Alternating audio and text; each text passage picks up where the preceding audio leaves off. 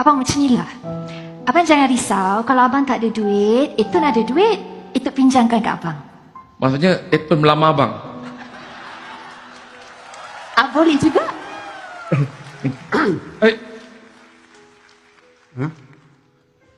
Eton, tak payah nak bagi duit dekat Ramli. Apa? Kenapa nak bagi dekat dia duit? Kita berkongsi, ayah. Ha? Ayah, ayah, Tok. Hidup kita ni saling melengkapi. Tak bolehlah saya je semua nak tanggung. Habis Tun buat apa? Betul?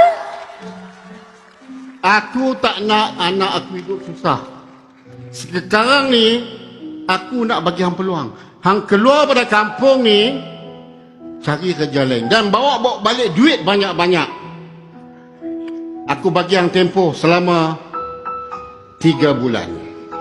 Kalau tak, aku akan jodohkan dia dengan budak-budak lain. Tapi betul juga apa ayah cakap, abang. Lelaki kena ada tanggungjawab. Jadi abang kena buktikan. Baiklah Tun. Abang akan keluar daripada tempat ni. Abang akan tunjukkan yang abang adalah lelaki yang sedang berusaha mendapatkan Tun. Alhamdulillah.